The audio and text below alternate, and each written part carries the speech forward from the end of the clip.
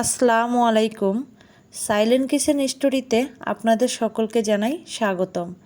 আজ খুব সহজে দোকানের মতো ফুলকো ও মুচমুচে বেগুনি বানিয়ে দেখাবো। চলুন শুরু করি। বেগুনি বানানোর জন্য একটি তাজা বেগুন নিয়ে পাতলা ও সমান করে কেটে নিয়েছি। সুন্দর ফুলকো বেগুনি বানাতে বেগুন কাটা খুবই গুরুত্বপূর্ণ। কাটা বেগুনের গায়ে হালকা লবণ ও হলুদ মাখিয়ে নিলাম। এবার বেগুনি বানানোর জন্য বেসন, হলুদ, লবণ, সামান্য খাবার সোডা ও পরিমাণ মতো পানি দিয়ে ভালোভাবে মিশিয়ে একটি মিশ্রণ বাটার বানিয়ে নিচ্ছি। খেয়াল রাখতে হবে বাটার যেন খুব বেশি ঘন বা পাতলা না হয়। চুলায় একটি পাত্র বসিয়ে পরিমাণ মতো তেল ঢেলে ভালোভাবে গরম করে নিব। এখন বেগুনের টুকরোগুলো বাটারে ডুবিয়ে গরম তেলে ছেড়ে দিব।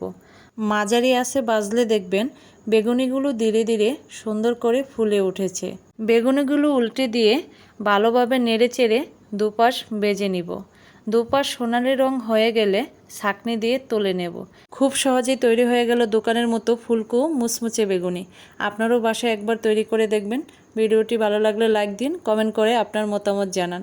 আর এমন সহজ উপকরণের রেসিপি পেতে আমার চ্যানেলটি সাবস্ক্রাইব করতে ভুলবেন না। সবাই ভালো থাকবেন। আল্লাহ হাফেজ।